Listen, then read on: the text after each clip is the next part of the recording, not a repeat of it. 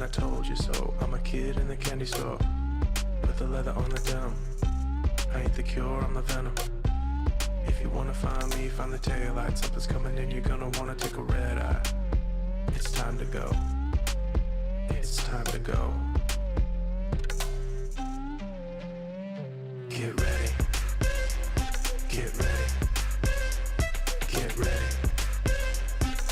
Don't blink, don't blink. Get ready. Get ready. Get ready. Don't blink, don't blink.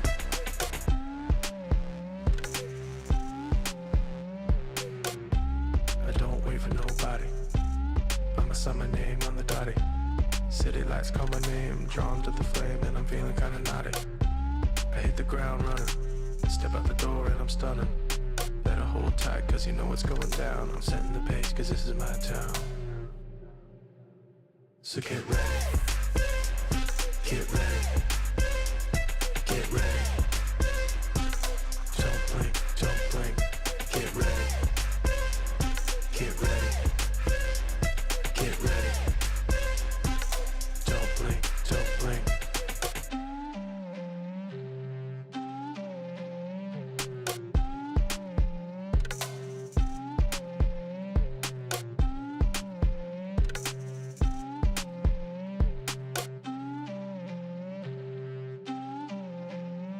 Get ready. Get ready. Get ready.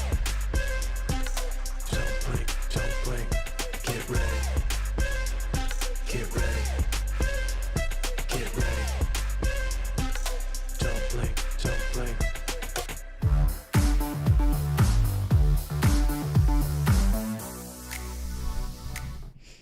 What up, Wednesday? Keely Dunn, FHumpires. I am so glad you're here. There are some people in the crowd who I haven't seen for a hot minute. Andrew, right? I am so glad you're here. Where was your comment? There it is.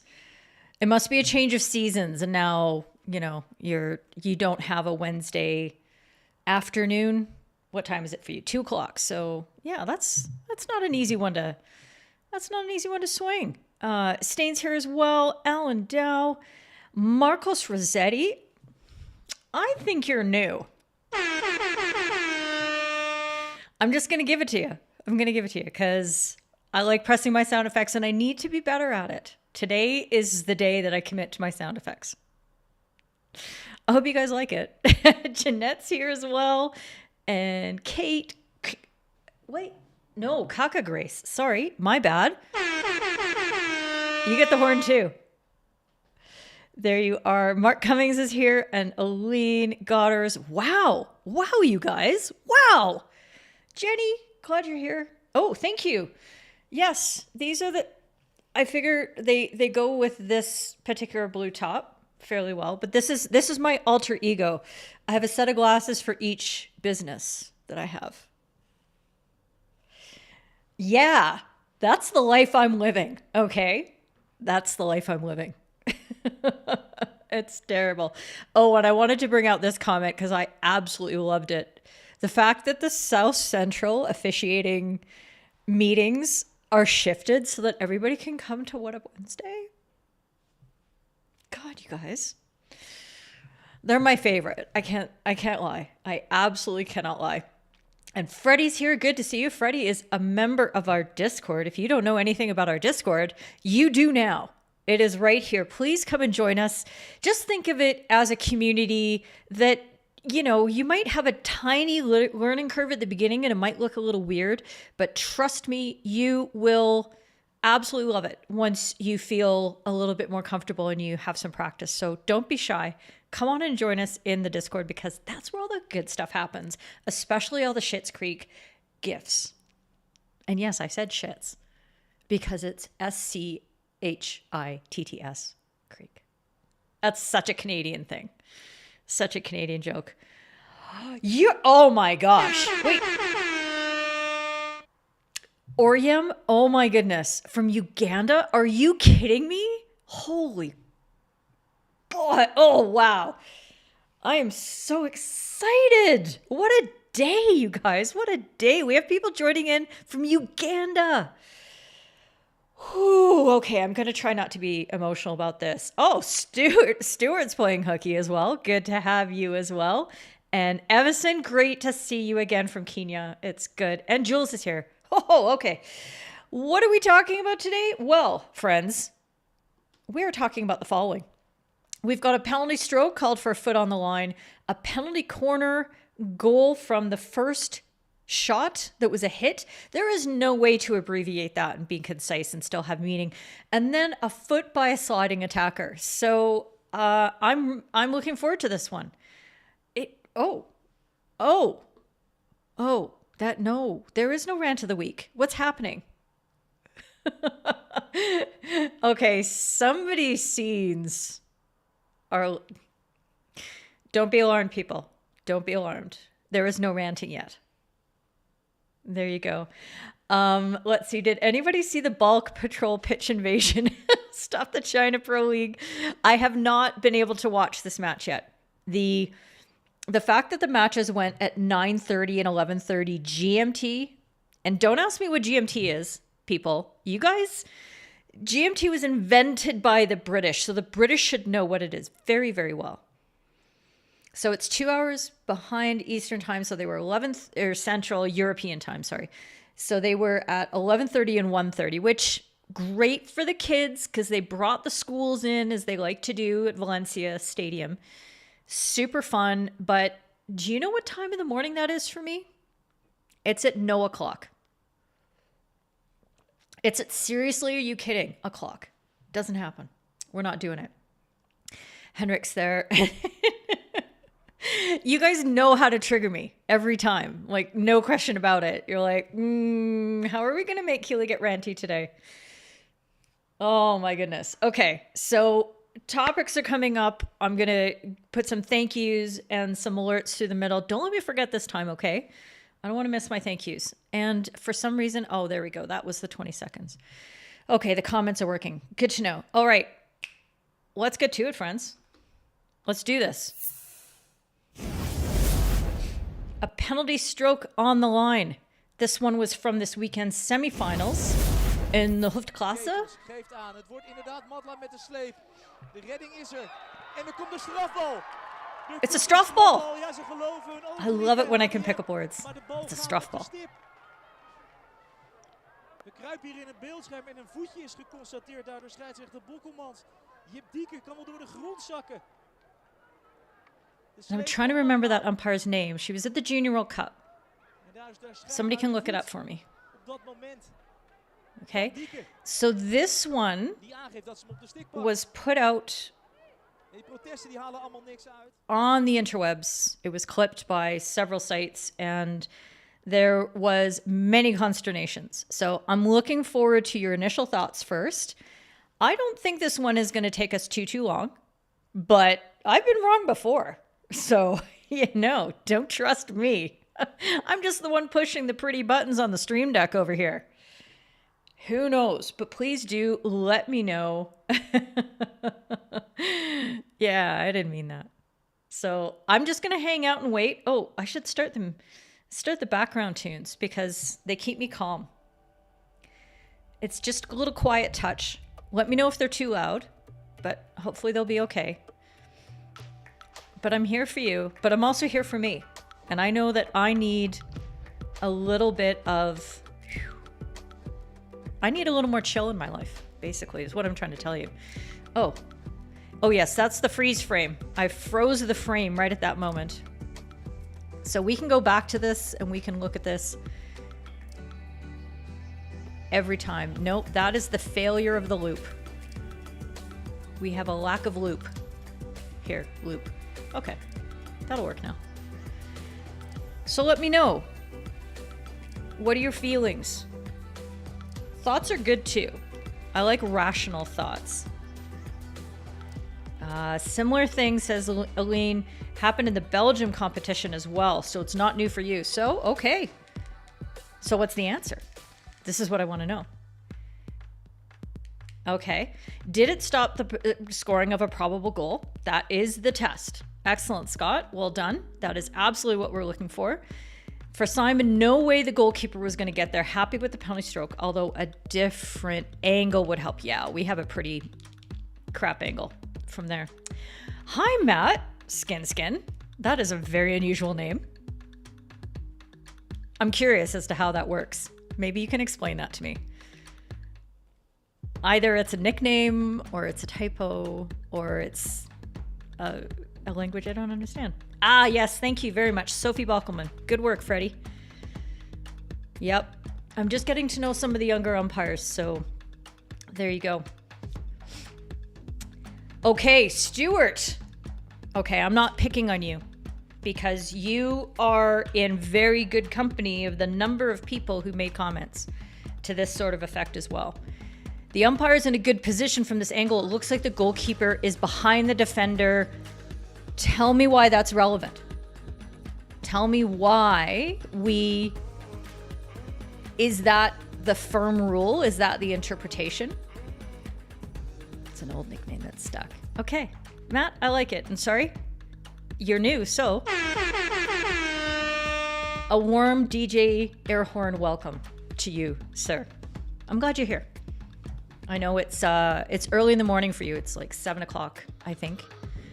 Could be 7 o'clock in the morning tomorrow. Future man. Okay, so let's see. Nobody else is. I'm waiting for more comments to come in, but this is what I would like to draw your attentions to because I'm going to get this out of the way. This is the rule that we're looking for. A penalty stroke is awarded sub A of 12.4 for an offense by a defender in the circle which prevents the probable scoring of a goal. Okay. Oh, it's only 6. Oh my gosh, you guys, it's early. I'll whisper for you. Stefan, the goalkeeper behind the defender adds to the question of if it's a possible goal could be scored. Okay. Probable goal. Now, I did a What Up Wednesday? I did a something on this topic earlier about what probable means because it's a very vague term. And I literally did research on this. Okay. I did research on the etymology of what probable means. And by going through I read through some statistical references and, so like resource books written by statisticians who basically gave me the impression that if you were to assign a percentage to what probable is, it's like 75%. Around there, okay? Around 75%. So we're not looking for sure goal. We're not looking for highly super likely. We're looking for just probable. A probable goal. And yes, the defender being behind, or a defender being behind a goalkeeper, or a goalkeeper being behind a defender can contribute to that. But what's more important is the simple question, but for if there had been no foul, unintentional foul by a defender in that moment, was the goalkeeper 25% likely to make that save? That's the way I look at it. And I think that's the correct test to apply. So if we go back to looking at this, we don't have a fantastic angle, but I did try to zoom in and get to the point here.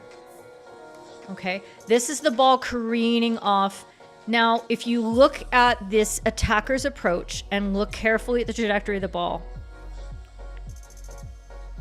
the ball is definitely rising. Okay, the ball is on the rise. It's going up. This player has done the thing that they need to do in order to get the ball into the top corner. Okay, she's not just smacking it along the ground. And I've frozen it there, and as it keeps on going, the goalkeeper is falling in this moment. So just because they're behind the defender here doesn't mean they're actually in a good space to save the ball. And the one thing that I can say for absolute surety. That was weird. Hopefully this is all gonna work out. Where's the dot? Okay, what I can say for absolute certainty is that our friend Sophie has a brilliant angle on this because she's right behind. She can see the ball on its trajectory going straight there. It's a fantastic spot to be in. So even if I'm not sure where the ball's going, the fact that she is in a position to sell this decision very, very well is kind of all I need. Because she will know, and she's applying the correct test. Okay? Let's see what y'all are saying in the comments, because I'd like to hear and make sure, because I could be on drugs, okay? If you as a goalkeeper think that you've got a 25% chance at stopping this ball, then I'd like to hear it. I'd also like to know what you had for breakfast. And I'd like to know what's in your cup. I'm just kidding. Stain, if you remember correctly, the defenders were complaining because they thought the defender played the ball with her stick. Oh, okay. That could have been it too. That is something I really don't like about this whole situation. I really don't like the level of dissent and swarming that happens here and in the next decision we're going to see. This kind of stuff we are not seeing anymore at the international level. It really doesn't happen. You know why? Because the umpires are handling it properly. Because at the beginning of the pandemic-ish and around that time, and before that, they were giving green cards for the swarming. Very, very... It was just such an easy decision. It's like, oh, more than one person? Here we go. Here's a green card. And that was it. It ended all of that nonsense. But you're still getting this at what is, for me... and tell me if I'm wrong, this is the level right underneath international. Tons of international players playing in it, international umpires on the pitch, all that kind of thing. Why is this nonsense happening? Because it's not ingrained in their culture yet, because the umpires aren't doing it. So Sophie should have whipped out a green card on this. And I know it feels harsh, but you gotta start somewhere, and you gotta change the world somewhere on that. Thank you so much, Simon. You found it with a timestamp. Boom. You see, this is why you're doing all this work on the timestamps. How you like that?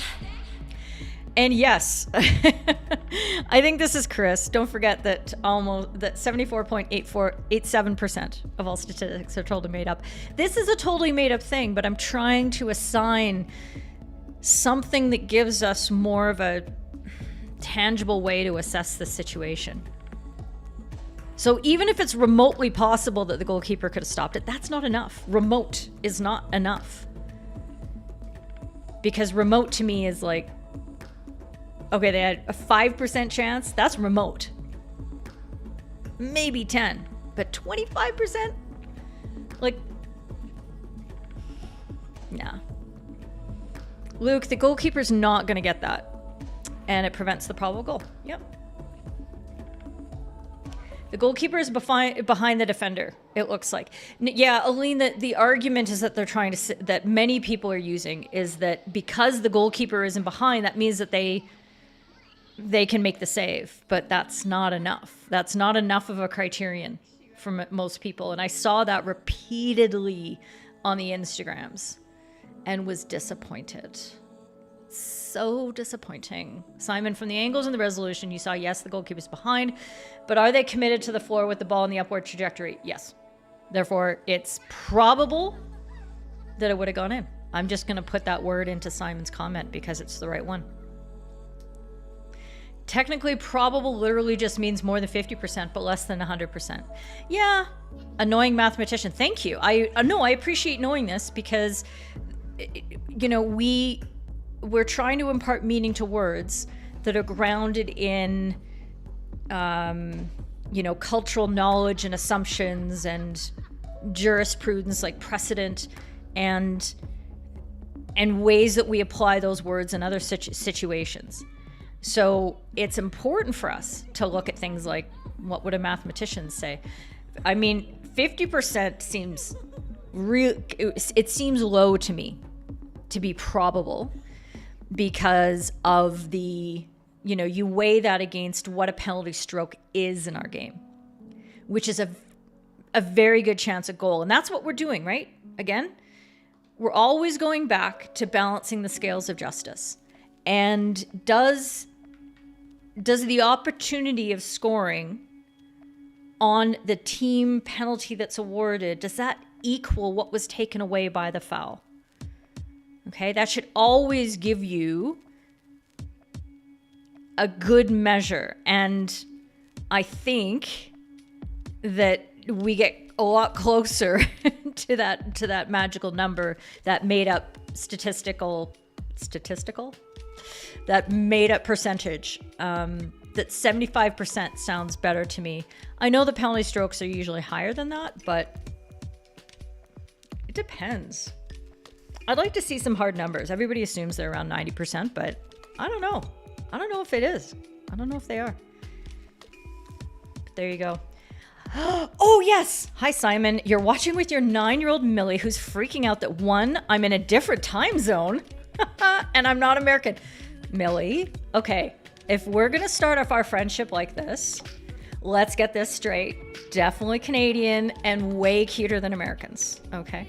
And you go into such detail, and her opinion is valued in your house. Absolutely. Millie, your opinion is valued everywhere, okay?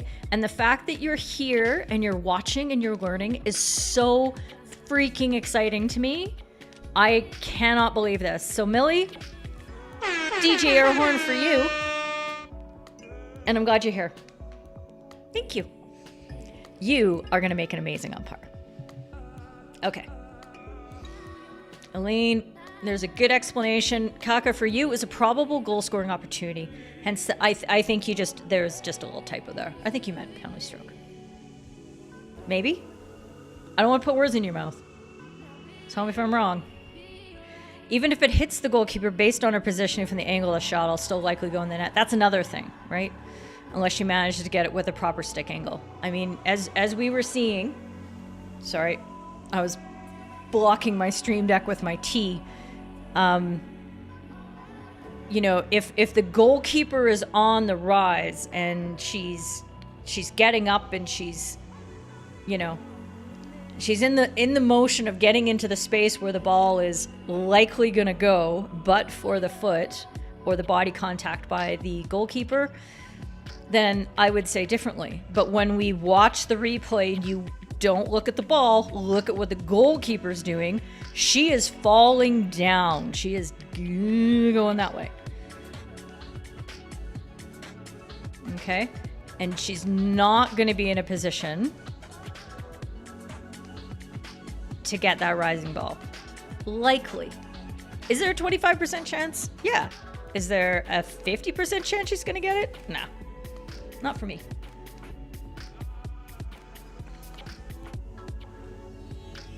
Your Weetabix is not that carbo-loaded, even with a caffeine boost, says Stefan. I don't know what that means, but my dad used to eat Weetabix every morning.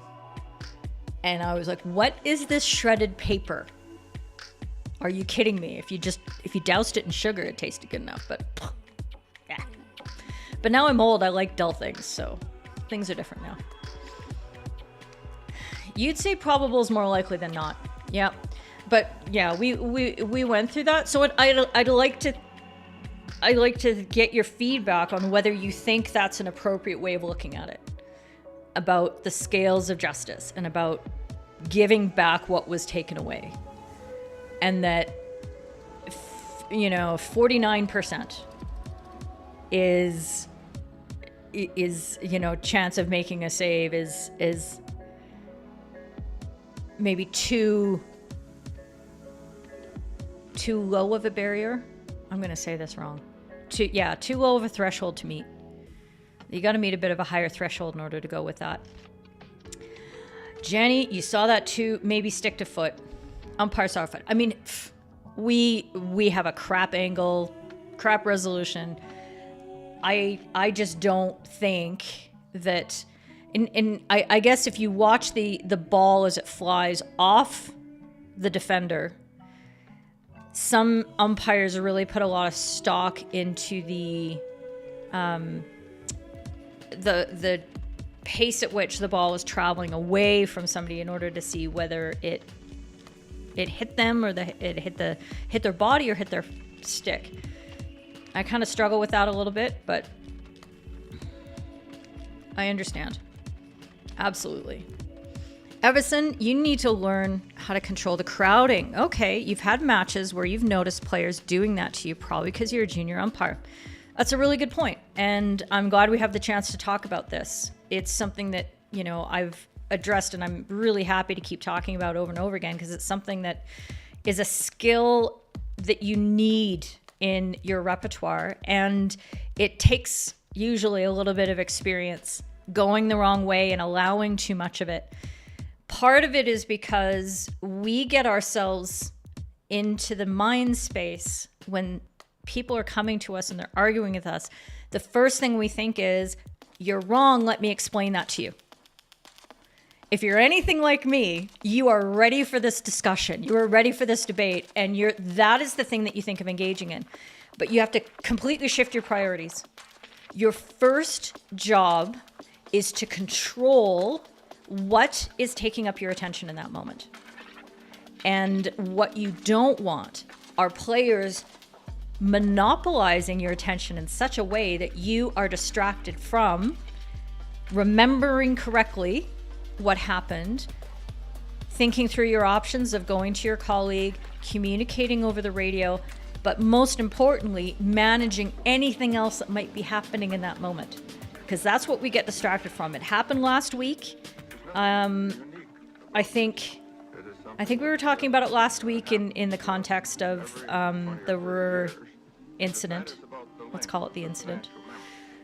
That once you're in those discussions with somebody else, you're not going to be able to see the other things going on. And I'm not saying that you won't ever have time for that discussion. You will, but that's not your first job in that moment. Your first job is to maintain your space and control your attention. They don't get to dictate who you're going to pay attention to. You do. So you'll see a lot of umpires in that situation as more than one player comes towards them. This is what they'll do. They'll say one of you. And it's a nice technique because it gives something while taking everything else away. It's a lot harder to say, no, nobody come talk to me. First of all, that's not a cool reaction for most people. It's kind of a little bit jerky. And then the second reason is then somebody, the person who is going to be that first person, has a reason to take control of their teammates and say, no, it's me. You guys get away. It's my job. I get to talk to the umpire. I know best. I'm the captain. I'm the goalkeeper who saw everything that happened. I'm the defender who allegedly the ball hit my body, but it didn't hit my body. Everybody else go away. I'm going to handle this situation. So with those two things, that dynamic, that helps you get to the point where you're preventing the swarm from happening. But you need to be physical about it. You need to demonstrate. So you might put your hands up. If you're getting players coming and running up right at you, you might put your hands up and say, whoa, okay? One, using your finger and getting it up in the air and saying one of you, and you can even point at the player you want to talk to. It might be that the captain is right there and you say, hey, okay, you get everybody else away first and then we'll talk. And then the captain can start arguing with her teammates or his teammates or their teammates. And you, in the meantime, can take a deep breath. You can compose yourself. Talk to your colleague if you can. Look at your colleague if they have something to give you.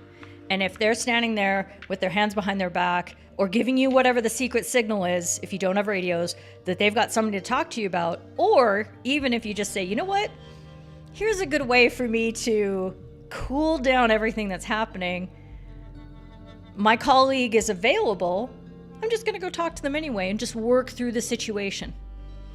All right, stop time, off you go. So hopefully that gives you a set of behaviors, Everson, that you can use in your games, and you can try that out. And a lot is your presentation. It's your eye contact.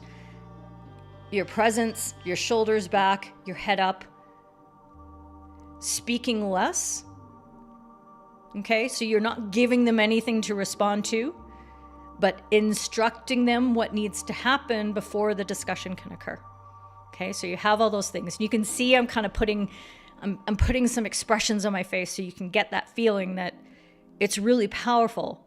The smallest glance, the smallest change of your posture, the head going to the side, the eyebrows coming up, all those things can help you communicate in an emotional moment what your expectations are and how you're feeling about it. Okay, I hope that helps. Let's see, let me wrap this up. Yes, I think so.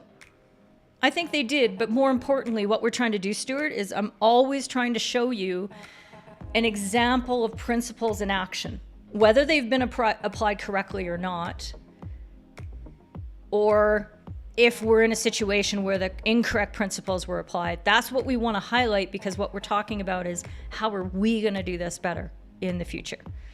Okay. Welcome, Millie. It was. Oh, okay. Yeah. So Chris just saying that swarming does happen in the NCAA as well. When you call it out and they get told, oh, they're calm, the umpire doesn't look stressed. Yeah, no, I don't care. I don't care. We know what I don't like. Every time I see players going towards an umpire, I can feel my heart rate, my own heart rate going up, because I empathize so strongly with the person in that role that nope, this has to stop now. And I want to run out there and I want to start grabbing players and pulling them away. That's how strongly I feel about trying to protect them. Now, yeah, I'm a little weirdo, but maybe there's other people who feel the same way as well. And if I'm reacting with those physiological reactions, those physical sensations, then what do you think the umpire's doing? Okay. Yeah, a very quick decision. That also helps, Kathy. You're absolutely right. Very immediate. And with her experience, the ball was on the right trajectory for a probable goal. And she was in a great position. Are we also North Americans? Look, if you look it up on Wikipedia, you will find an interesting discussion about it. I did research it one day because my American friends like to talk about that in front of me because they think they're funny. They're not funny. There is nothing funny about that situation. I'm just kidding. Ah, yes. Thank you. Great.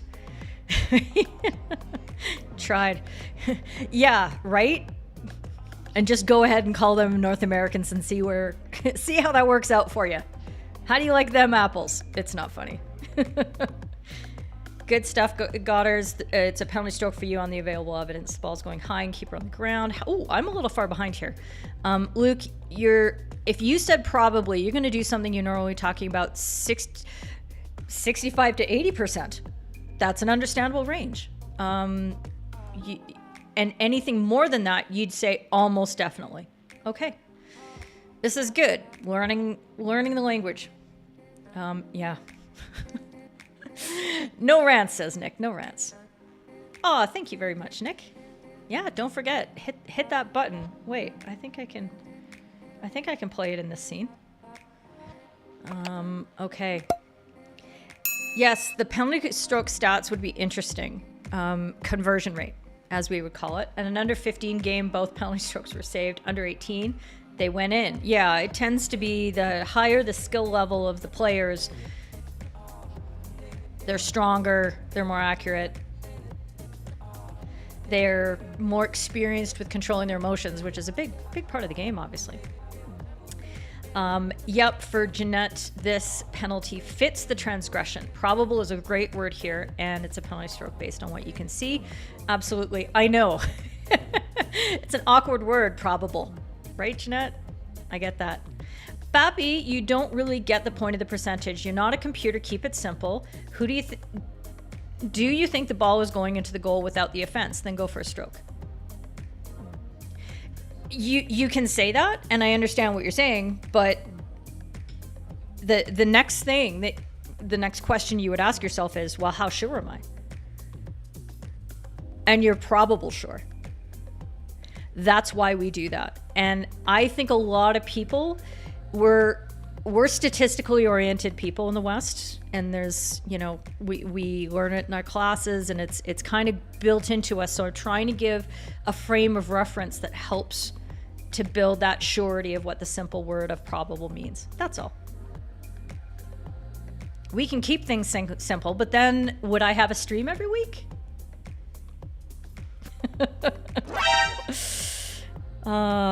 Very nice. Oh, yes, Stefan. I hope that Millie has seen this, that it's 6 a.m. in the future on a Thursday. So really, it's What Up Thursday to all the Kiwis and people in Thailand and lots of places. You think it's a great word. Okay, that's fair.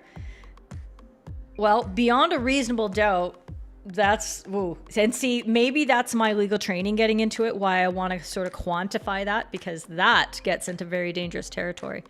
And beyond a reasonable doubt is a higher threshold than probable,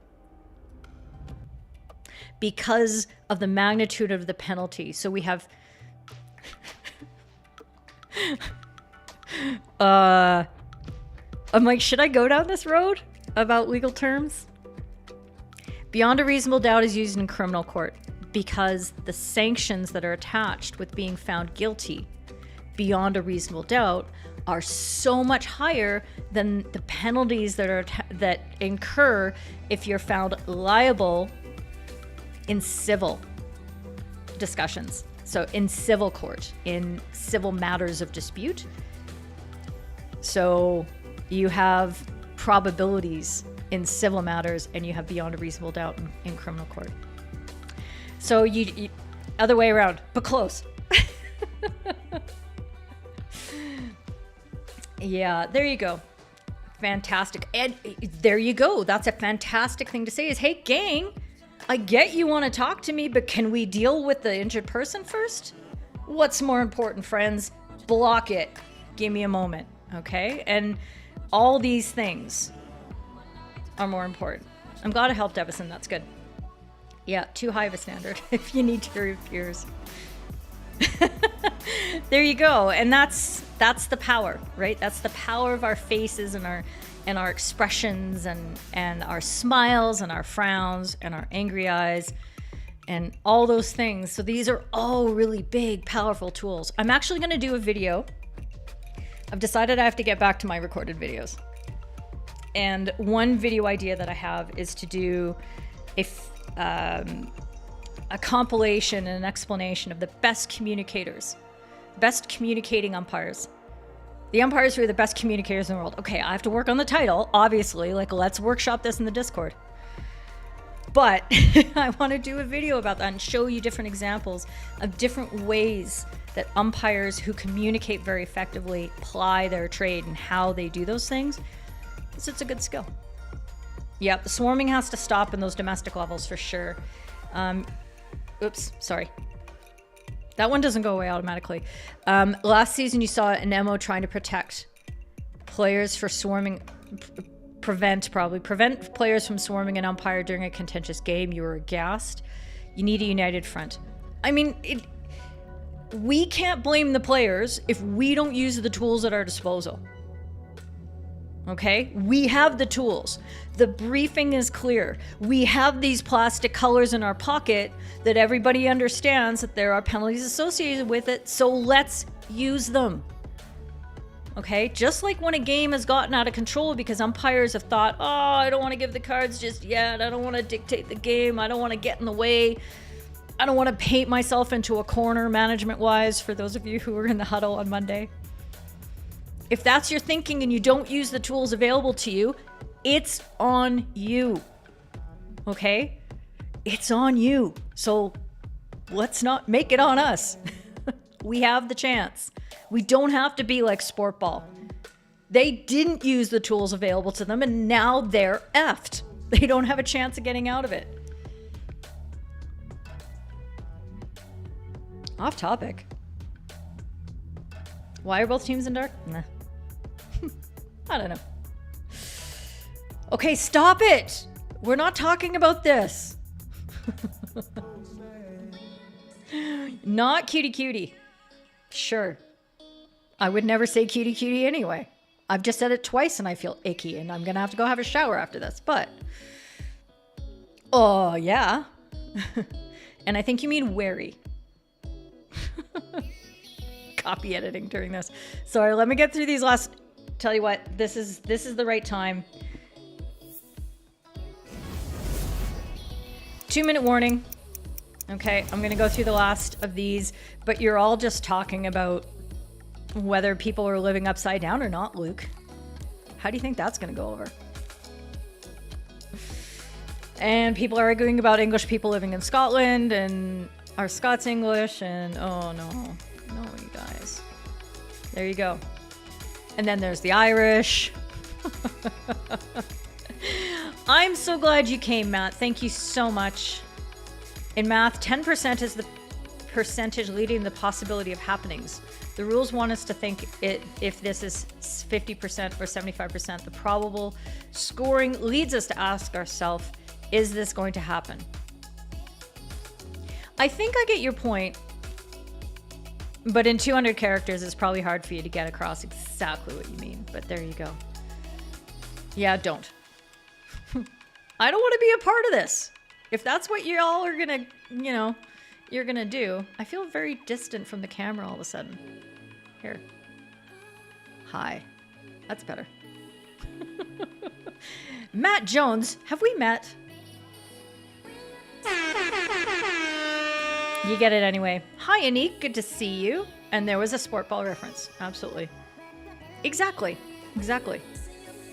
I was a step parent. Hello. Good to see you, Sonali Singh. And you're a national umpire from India, and you like all my videos. Thank you. I like many of my videos too. I won't say all of them. I'm a little critical sometimes. See, now I've cut off my head. There.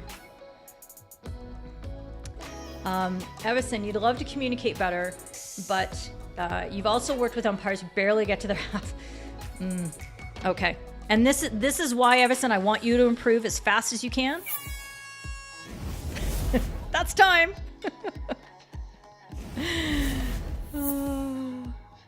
I want you to improve as fast as you can so you can get to higher levels where umpires, you're working with umpires who are as dedicated and committed to learning as you are. Because that's the problem with umpiring lower level hockey, is that they're not all watching What Up Wednesday. There you go. Okay, I'm skipping all these comments about your stuff. There you go. You wonder if Probable is too low a standard, maybe a future discussion. Sure. I very much doubt it's ever going to change, though. Big shout out to the SA Cape Town folks. There you go. You have on Facebook during lockdown Wednesday nights. Oh, you have watched. Okay. But you were a lurker, so I just love it when people show up after. Good night. I love it when people show up and they say hi out of nowhere, which leads me into a very nice seg. Not a segue. It's a seg. I'm just saying. Here's my first announcement. I absolutely loved... Oh, come on. Oh, no. I'm on the wrong scene. That's why. Okay. In the right scene. This amazing, lovely comment. How you like that? This popped up in my Instagram yesterday. Actually, last night, I was reading this and I started crying. Karen is my new best friend now, and she wrote to me a DM and I got her permission. Oops, sorry, I just bumped the microphone. I'm very excited. So she wrote to me to let me know that she passed her club certification as a club umpire in October at the ripe age of undisclosed, and she feels 34 inside, and she's learned a ton from all of our discussions here on What Up Wednesday and FHumpires and all that kind of stuff. You rock. And Karen, I appreciate you, because not knowing that you've been watching, because you're a lurker, But then you reached out to me to say something really nice that, again, this is what makes it all worthwhile. So, Karen and all you lurkers, okay, this one's for you. I'm just saying thank you very much for being here. Thank you very much for taking the time out of your days, your weeks, your nights, your early mornings to get better at your craft, because your community gets the benefit of all the hard work you're doing. So thank you. Okay. And congratulations. Yeah. And Gayatri, thank you very much. One of my lurkers who's not lurking anymore. That's right. Okay, let's get on to topic 2. I'm a little slow today. That's okay. Here we go. Penalty corner. And the first shot is a hit. This was from the other semifinal game. Met de schuifslag, die is hoog. Maar uiteindelijk wordt de goal goedgekeurd. En is het 1-1. Protesten zijn er. SCLC begrijpt er niets van. En dat is wel te begrijpen. Kijk maar hier. Deze is al hoog voordat die onderweg ook nog wordt aangeraakt. Let's get your thoughts. I'm liking this groove. I'm just gonna do this while you guys are thinking and you're typing, and I'm waiting for the YouTube delay.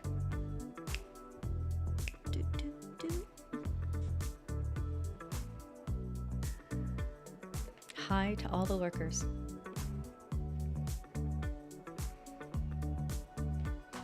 You just keep on watching, lurkers.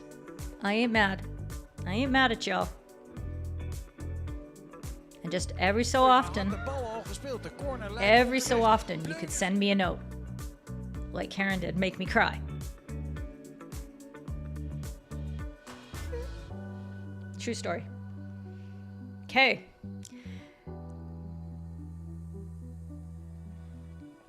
This shouldn't take us long. And this, again, is not any kind of disparage or diss or pointing fingers at either of these two umpires. I just want to make sure that we are clear about what rule and what principles we're applying for this situation. If we see it, we have these slow motion replays, and man, it would have been very difficult in real time. You saw how fast that shot was. It would have been really difficult in real time to get the right call. But this is one of the important jobs that supporting umpires have. And this is why it's important at the beginning, before your match starts and you're doing your pre-match chat, that you are communicating with your friend and saying, okay, when I'm supporting you on a penalty corner, this is the information that I'm looking for. I'm looking for the height of the first shot.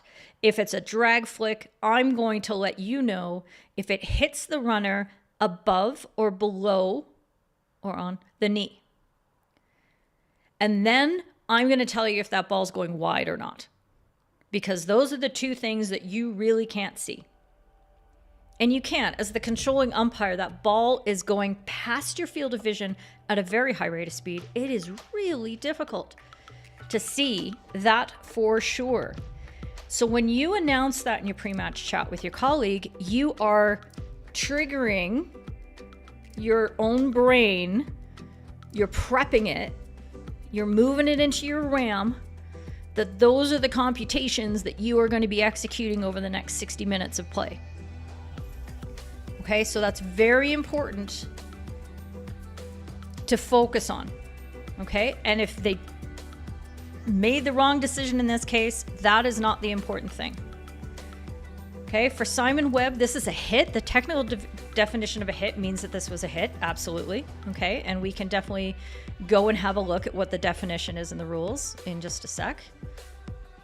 And I'll just get there before I flip on the screen. Okay, here's the rule here, that a hit is striking or slapping the ball using a swinging movement, a swinging movement of the stick towards the ball. Slap hitting the ball, which involves a long pushing or sweeping movement. I wish they hadn't said push. God, just give me the red pen, okay? Oh, that was so close to a rant of the week.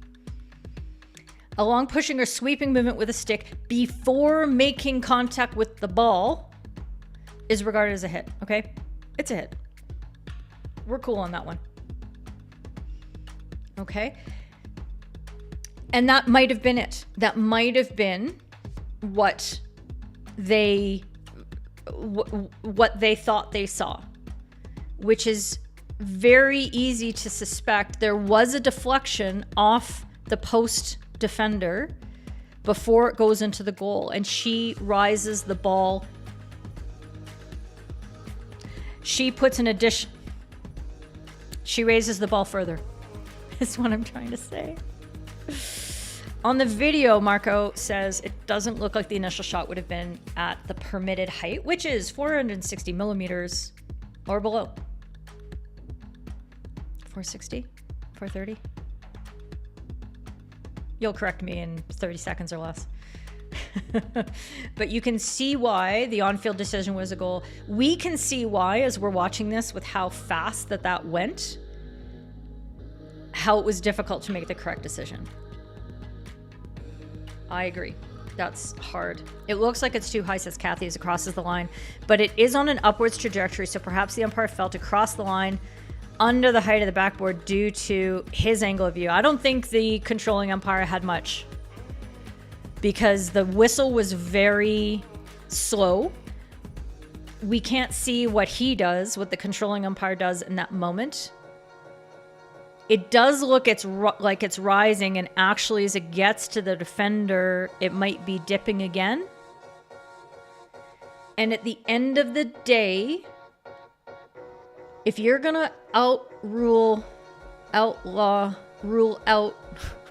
a goal, words, then you need to be sure. You don't call a foul because you kind of think maybe. You call a foul when you're sure. You take away goals when you're sure. And if they're not sure that the ball was above 460 millimeters or not, then no. I'm really, whenever I say the measurement, I think I've got it wrong.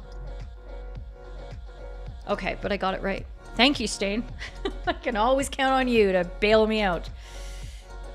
Yeah, absolutely. And that was another thing, is that people said, well, because it deflected off the defender, it doesn't matter what height it was going at prior to that. And that is not the case. I'm going to go back to the rules and just make sure that we're all super clear on this. And I know I've said this a few times, but I really do this. I make sure that when I'm going to present something like this to you guys, that I go back to the rule book. If I have the slightest hint of hesitation, I'll go back to the rules and make sure I'm completely cemented. And I know what I'm looking for. Sorry, procedures of taking penalties. That I have the rule correct. Because I usually do. I mean, it's me. But what it does is it helps. This is why I know. Is because I keep looking at it and I keep reinforcing it to myself and I keep looking at the rule book. So be like me and keep looking at the rule book. Okay, so here it is in L.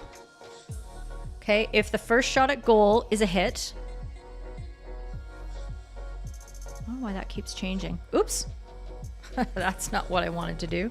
If the first shot at goal is a hit, as opposed to a push, it must cross the goal line or be on a path which would have resulted in it crossing the goal line at a height of no more than 460 millimeters before any deflection by either team for a goal to be scored. Okay? The requirements of this rule apply even if they basically just repeat themselves in the guidance, which is here. They apply even if the ball touches the stick or a body of a defender before. Oh wait, that isn't a repetition of things. That's a new point. But anyway, but you get it. This is the one I was talking about. If the first shot at goal, oops, that's a little far. I want to get better at this, you guys. So I'm going to keep practicing. If the first shot at goal is a hit and the ball is or will be too high crossing the goal line, it must be penalized even if the ball is subsequently deflected off the stick or body of another player, okay? And they just keep saying the same thing over and over again. The ball may be higher than 460 millimeters during its flight before it crosses the goal line, provided there is no danger, and provided it would drop of its own accord before 460 millimeters before crossing the line. Okay, so we all know that. The people of Instagram do not, as always. So yes, we have a benefit of a low camera. Well, the umpire had a good angle, but they don't have the slow mo that we do. That is actually, Marty, this is how you would see it on the pitch. Just a little off angle, but you sure as heck wouldn't see it at this speed, would you? Yeah. In these contentious situations, the umpires should speak to the player. Speak to the captain to explain this decision rather than blow a goal. Exactly. Okay, so this is a really good point that Luke is making, and this ties in with what we were talking about in the first scenario, and another good tip for all of us, especially for Evison, who's working on his management in these situations as well, is that when you have the opportunity to consult with your colleague, this is a great chance for you to organize how you're going to present the information in such a way that you mitigate the emotional responses of those players. So you've gone to your colleague and you've had your conversation, and they've told you a piece of information that one of those teams is not going to like. You can do one of two things. You can grab both the captains at the same time, and you might do that more if there's any sort of complication in the explanation that really both teams need to hear it, including the team that is going to get the benefit of the call. But you will probably take, in this situation, the defending captain. You'll bring them in and say, look, I've consulted with my colleague. From what they saw, the ball was traveling at the required height as it crossed, or it was going to be crossing the goal line before the defender deflected it. Therefore, we're calling a goal. And if they explode or something like that, now you have one person that you get to manage. And you can, as the captain, you can send them off the pitch with a green card or whatever you need to. But now you've just got the one person. When you just announce the decision, as that umpire did in that moment, and it's very tempting to do that in big moments, big pressure games, you want to get this over with. You want the attention to not be on you anymore. So you will speed up the process. You'll be like, no, I'm just going to give the goal and just everybody go away and let's hope that, there isn't murder. Great. But you can give yourself an opportunity to diffuse the greatest set of emotion, and then when you've had that one-on-one conversation with that one player, that captain then turns to her teammates, and then they can yell at each other. Because she can explain and say, well, the umpire just said blah, blah, blah, blah, blah, and now you're out of the way. Okay? And if anybody else comes to you, then again, you have the swarming situation to deal with. So, there you go. Dumbledore's Army, Rachel Davids, says any part of the ball or all of the ball crossing at below any part of the ball. It's just like in or out. Okay? If it's touching the line, it's in. If it's touching 460 millimeters, it's in. And if you have the precision to be able to see that with your naked eye, I would like you to umpire all my games. And I'm not saying that because I don't have good umpires. I do. I've been quite lucky in my league because maybe I've taught them all.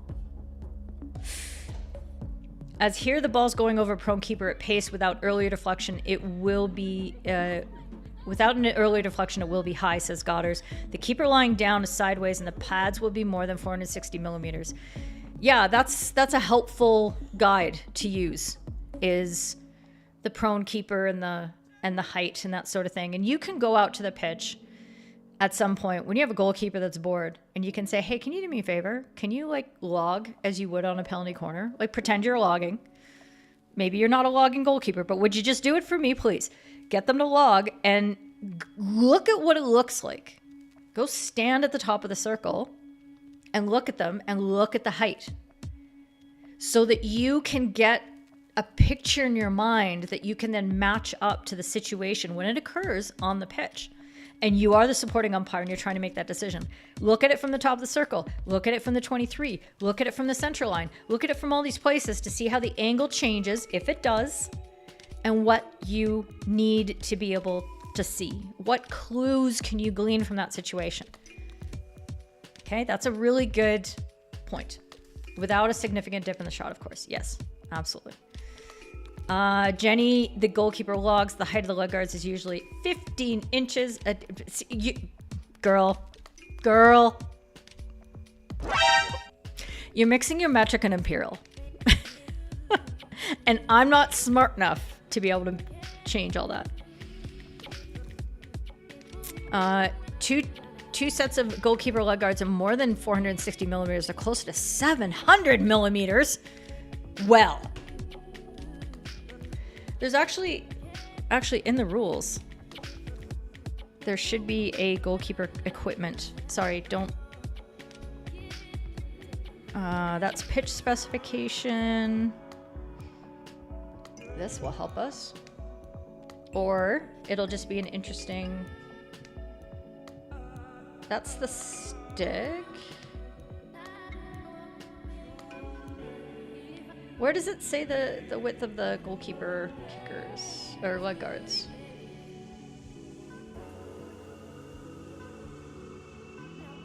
Maybe it's in regulations. Huh.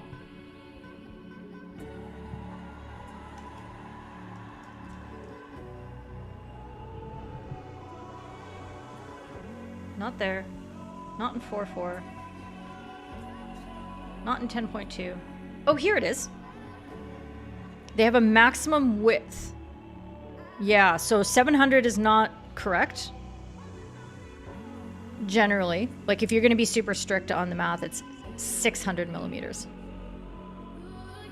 But if there's any space in between them, you know, if there's 10 or if there's 100 millimeters of space in between the leg guards because a goalkeeper can't get them like completely smushed together, then you got 700. So I'll give it to you. I'll give it to you.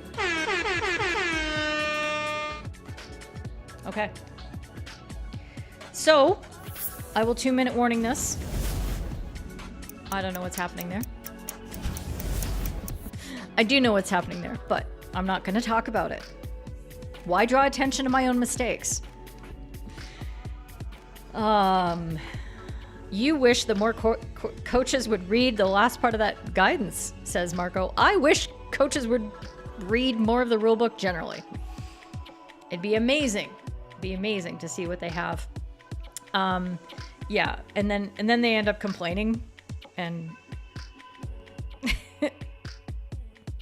derp. That's our life. Matt, you use the radios to confirm what the disengaged ump is covering and how they are supporting the engaged ump. Yeah, I mean, what you should be doing with the radios is in the game, you should be conferring that information that you've agreed to before the game starts. That's the pre-match chat, and they are so, so important. I have done other presentations on that topic. Please go to my YouTube homepage, channel homepage, and do a search for pre-match chat.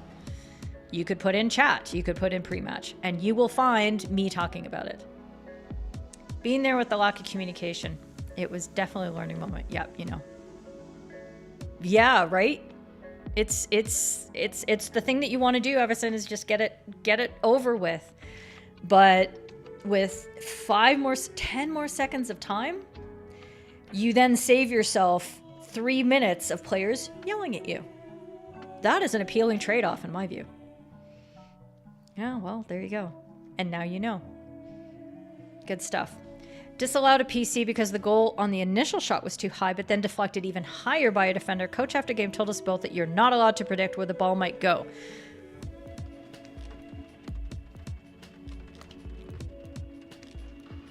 Question mark? Stefan, what a goalkeeper.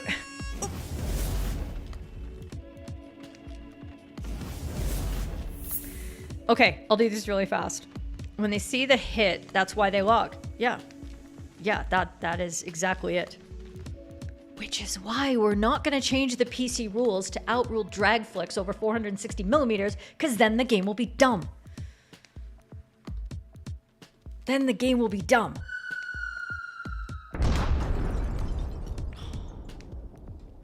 Why didn't it work? And then you get the special effect, but you don't get the...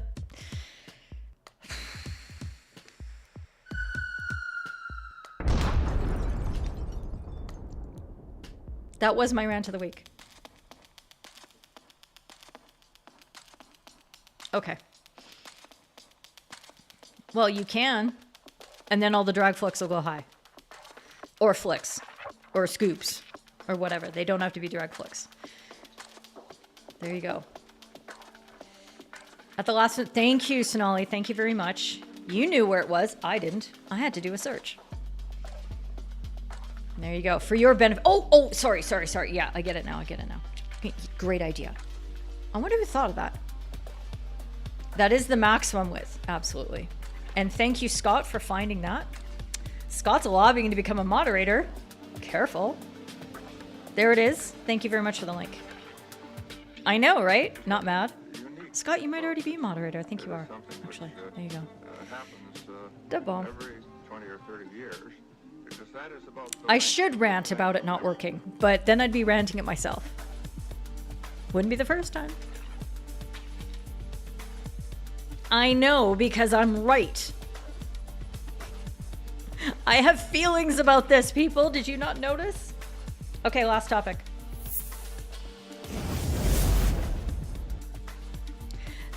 A foot by sliding attacker. But wait, I'm just kidding. I want to do another announcement first. Big congratulations. Okay. Matthijs Koreman. Tell me how correctly I said that, all you Dutch people. Tell me. I want to hear it. I am inordinately proud of this moment because I Googled it. Matthijs Koreman is our newest FHU 3T Green member. I am so glad that you've joined us. Matthijs, as you can see, is a person of Dutch heritage or recent residency or passport holder who is now living in Australia, and that's why they're not watching this live. But Matthijs is going to go to the replay, and he's going to see that I gave him a shout out. And confetti for Matthijs. Thanks for joining in.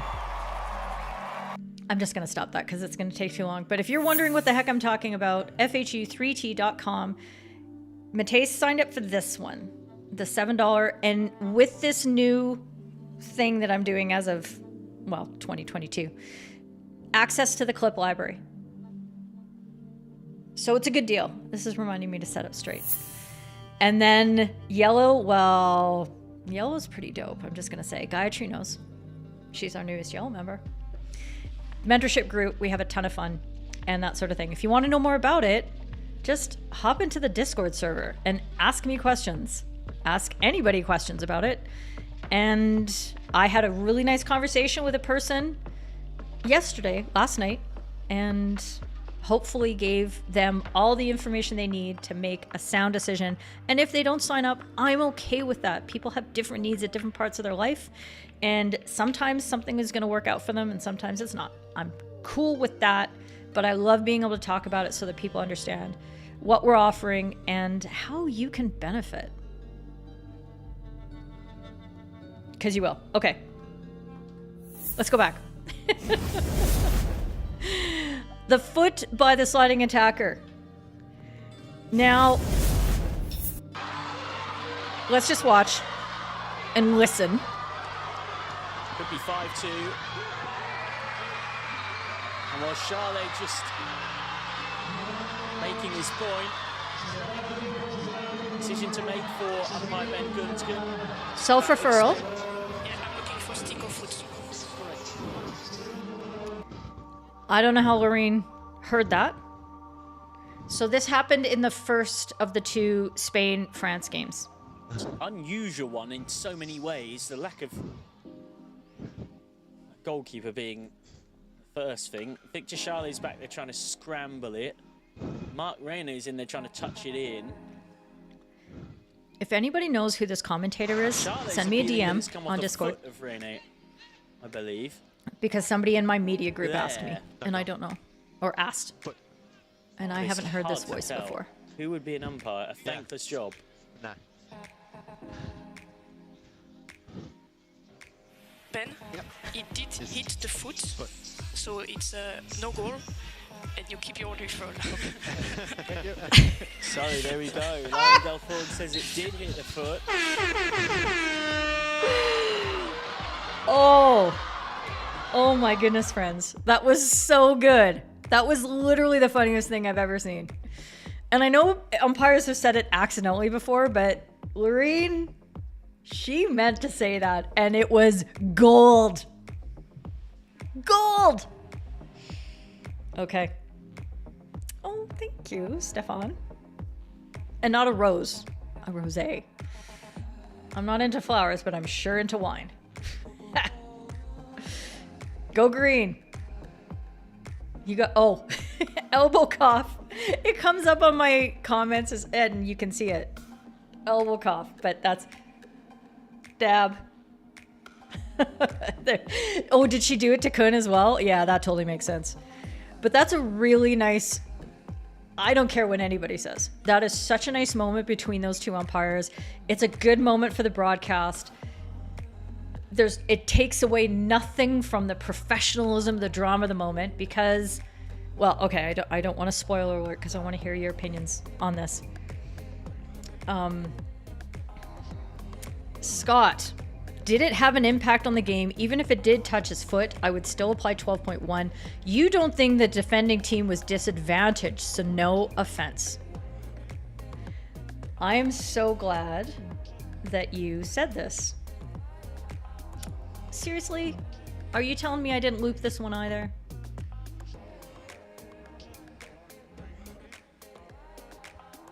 Okay, it's looping for you now. Anik, this is a great question. Can I come back to it after we finish this discussion? I know it's going to be a little disjointed, but it's going to be disjointed no matter what. I've started. I will come back, I promise. Okay. It's good to know, right? Could I imagine if the umpire lost the referral? It'd be very funny. That would be a slightly less generous thing to say in that moment. Yeah, you're wrong, so you've lost your referral. That would be... so there you go. You're not convinced you saw a contact by the attacker? Well, look at the stick. It goes off the foot right there. The stick is nowhere near that ball. The stick is on the wrong side of the body. So the stick definitely didn't change the direction of the ball to put it into the net. So what did?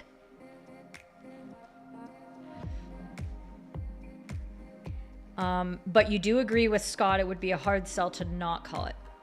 Thank you. Just shows the place will try to claim anything. I know, like the Spanish were actually going to refer this. Spoiler to how I'm feeling. Still put his hand up. And players will try that on, despite the fact that we have video to get this all straight. Okay. Freddie, I've starred this. I will come back to it. It's a good question. I don't know the particular instance you're talking about, but I certainly saw a couple this weekend that I can refer to. Okay, so I'm gonna go. It was not already going in there. It changed direction off his body. So yeah. So for all you fine folk. So this was referred to me by a member of the community who I will not name. As that person also thought that this was the incorrect call. That this was a no disadvantage to the defending team situation. But I'm just gonna... Oh, I can't see either. Okay. I'm not gonna bring that up because I'm wrong. But what I want you to think about is that this wasn't a situation where the player made contact with the ball with their stick and juggled it off their foot and back to their stick, and then they played into the goal. There was no contact with the attacker's stick before it went into the goal.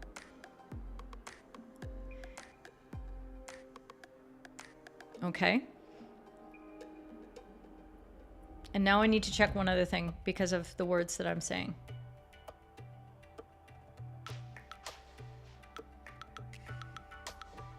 Right. So it was sent inside the circle initially by another Spanish attacker, but it still doesn't change how I feel that this is fundamentally the correct decision. Does this seem hypocritical? Because we do take opportunities when there is no one around a player to not award a penalty corner, for example, against a defender who bobbles the ball into their own foot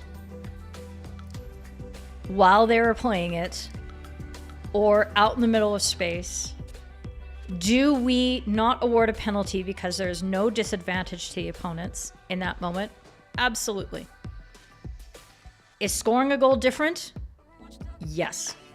Why? Because. I'm gonna be your parent right here. I'm gonna be your parent and I'm gonna say, because I said so. The feeling that you get in that particular moment, because it is scoring a goal. It's not just a free hit being awarded, a team penalty being awarded. It is the fundamental biggest thing that happens in our game to award that off an attacker's body. No. You just can't. You just can't. Fight me. I'm ready.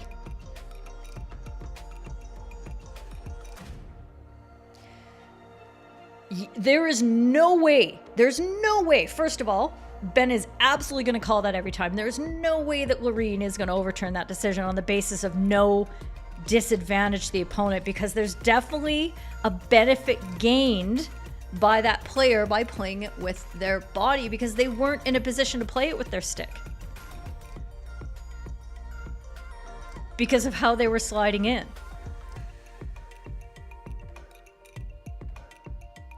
Wouldn't the fact that it hit a foot still mean a 15-meter restart even if 12.1 is applied? The rule says last touch, a player doesn't say how. Okay, so you're talking about rule 8? Method of scoring? A goal is scored when the ball is played within the circle by an attacker and does not travel outside. Okay, so the ball has to be played within the circle. Oh, that's going to be the worst search ever. That was dumb. I knew that right away. I was like, oh no, that is like the word that comes up as much as the.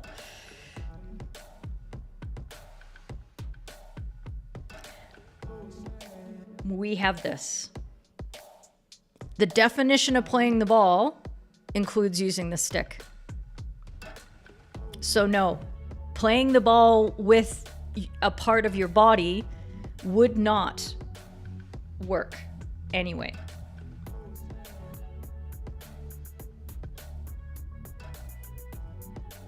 And yeah, I understand that, Steve. You're absolutely right. The attacker put it towards goal. It was touched inside the circle by legitimately, legally, with a stick. The defender would not have been able to get another touch after the attacking foot. I know.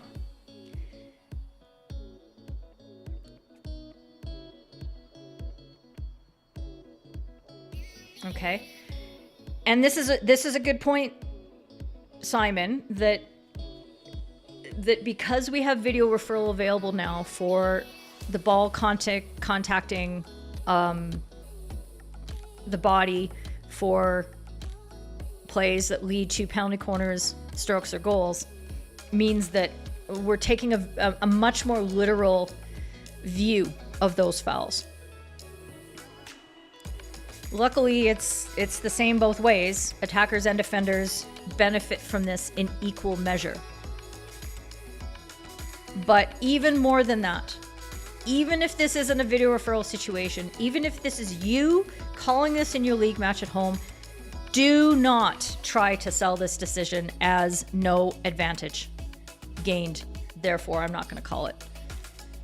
You will have a riot on your hands because it doesn't feel like hockey. Okay, there's only so far we can take advantage. And again, like I said, if that Spanish player had been all on their own, on their feet, in front of the completely open goal, received it with their stick, misplayed it into their foot, and then put the ball in, even then. But this was worse. This was worse. Hi, Ben Burton.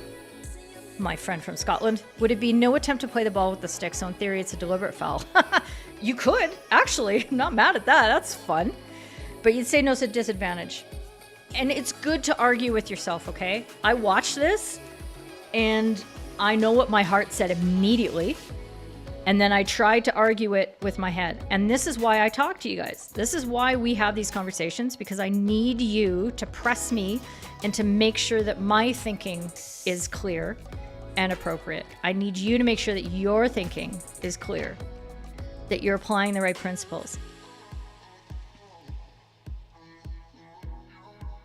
Yeah, you can't see any sell to the players justifying a goal, says Pibworth Rule. Please be a lawyer instead of a parent and say why. You're open-minded and you're happy to change, but you're not convinced at the moment.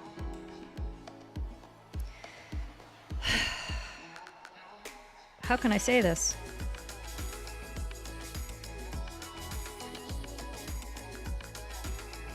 Because we believe that goals should be earned, basically. And in that moment, it's just so big of a call. We just can't.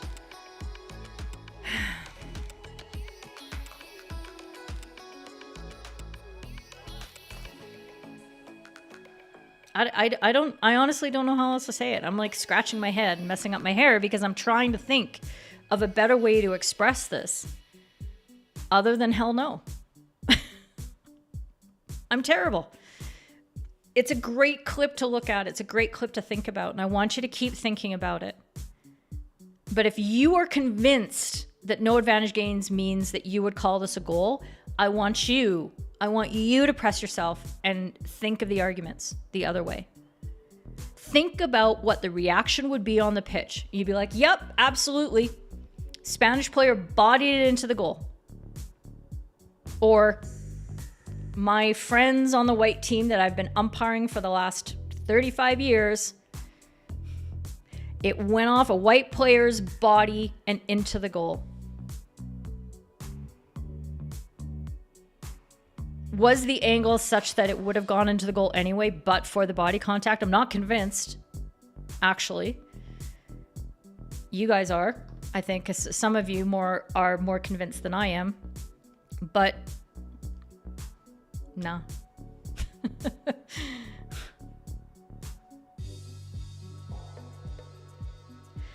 I mean, that's one way you can look at it, Yope. Yope saying you only apply the no as a disadvantage to play on when there's a legitimate attempt to play the ball by the player. That's what makes it feel... Yeah, I kind of like this. That's what makes it feel so wrong to me.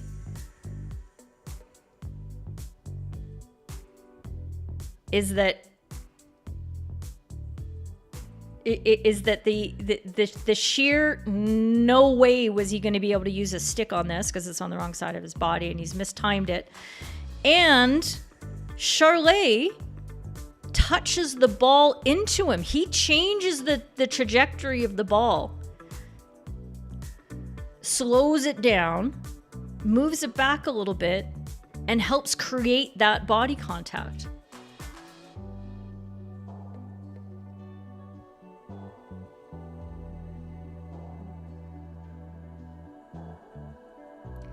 Uh, 9/11 doesn't say deflect.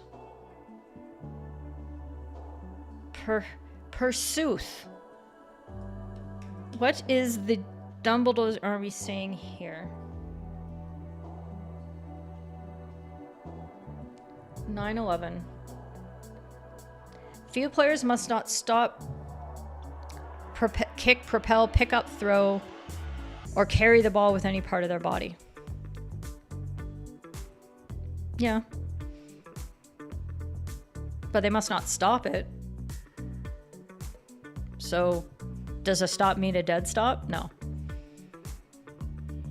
It's interesting. It's an interesting thought, Rachel, but I think our understanding of what all those terms mean, we're not going to go through an exhaustive list. That is not meant to be an exclusionary list of terms. That only these ways of using the body are considered to be illegal, but other ways of using the body are okay. And that's not how this rule is meant to be framed. Would I write this differently so that it looks more like a legal interpretation? Yes, I would. I would write them all differently, but... Propel. Yeah, there you go. Propel. You're absolutely right, Jenny. That's the argument against. Propel means move. There you go. Ball hitting defender from a shot in the circle going wide and goes in, awarded PC and not a goal. No. I don't like you, Godders. We're friends off right now. I'm going to have 5 seconds where I'm not happy, and then I'll be fine. We'll be friends again. It was great to see you, Marco. You have to start studying. All right. Good luck with your studies. I hope they go well. They didn't show the skill to earn the goal, or is that a dumb question? Or dumb explanation? No, I see what you mean. And in so many situations, I tell you, don't think of the skill. We're not punishing bad skill. But we're sure not going to reward bad skill with a goal. It doesn't feel right. Thank you, guys. Yeah, you've got the deflection and the propel. The player only commits an offense if they gain an advantage. The attacker didn't gain an advantage as the ball would have gone in anyway. I'm not sure. I'm not sure because Charlet took enough off the ball. It changed angle for a bit, and he's stopping himself.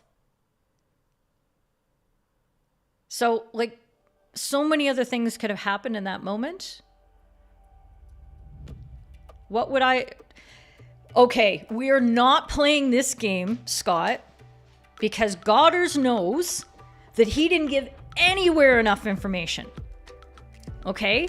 And this is why we don't play hypothetical bingo. Because unless I know exactly what numbers are on that sheet, we can't use our Dobbs. I don't know what that analogy was, but I'm ranting about it anyway. Okay? I don't like going into these things unless we have a specific situation or parameters under which we're examining the principle, because we need all that information. Okay? We need that information.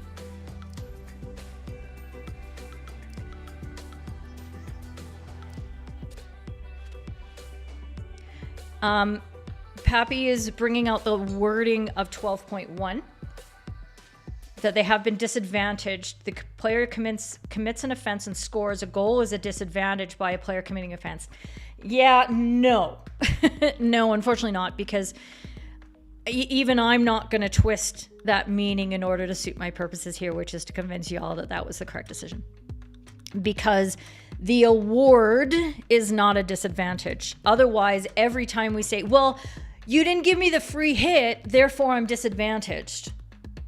That's not how it works. We're talking about a disadvantage in continuing to play and to do something good in play, not a disadvantage of an award. Does that make sense, Pappy? Because that is a very dangerous road for us to go down. And I won't do it. I won't do it. I would much rather say because I said so than to try that logic out because it's not bad. I mean, it's not good. Not leading to asking ourselves, yeah, no. Who is the defender and attacker? Yeah. Yeah, it is a good situation. And so it's a good exercise, and I want you all to continue to think about it because I want you to go back to your instincts as a player. I want you to think about what it's like in those moments. If I put that ball in, if for some reason I was ever playing attack and I was ever sliding on the ground, what? And I was ever about to score a goal, these are all really bizarre situations, but I'm going to try my best. And whether the ball was going to go in or not, if my stick was nowhere near it and it hit my body, I would fully expect a free hit to be awarded against me in that moment rather than a goal. There's a difference between play on and difference between a goal. I just can't. I can't. Okay. I'm not even going to give you the 2... Okay, I'll give you the 2-minute warning. Because I'm over time. This arbitrary 90 minutes that I've assigned myself. The Keeley hour that we've talked about. There aren't many cases on the pitch where I am at a loss to explain why a rule should be applied a certain way. I'm trying to think of the number of times over the last 3 years that I've been doing these streams where I've been unable to satisfy logically why something is so certainly one way rather than another. I'm okay with being like, it could be either. I can't really give you a logic that will pull you from, it's 51-49, okay, like we're right there. But this one to me is 100% no, and I can't tell you why. Other than to say it's against the spirit of the game to extend the language of the advantage rule this far. It's just too much. That's all I can tell you. Yeah, I don't know why he was sliding in feet first either, because that's just bad technique, other than the fact that he realized he was too far, like he was too fast. And so if he slid in head first, he would have actually been already in the goal before the ball got crossed. So he was, I think, expecting the cross to come sooner rather than, like, he probably wanted his teammate to cross the ball from outside of the circle so that he could deflect it in. But his teammate was smarter, I guess, and decided to deliver it after he crossed the circle so that it would be a shot on goal, and better consequences often ensue from that rather than hitting the ball from outside. That's all I would say. Jenny, where are you at on this? You found it, drove forward, or onward by means. The last word on this goes to Jenny, who found the dictionary definition of propel, found it to drive forward or onward by or as if by means of a force that imparts motion. Yeah, that helps.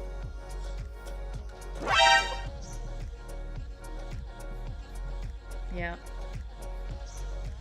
Pappy, it's very dangerous indeed. If you hear me correctly, the way that I explain the notion of advantage, then it's no goal. Here's a goal by an opponent. How commit an offense? Yeah. I'm sure you have something of deep meaning to impart in this, and it's my fault that I don't understand exactly how you've worded it. But hey, that's YouTube. And that's me being in the hot seat talking to a piece of glass. It's weird. Don't know. I'm gonna screenshot that.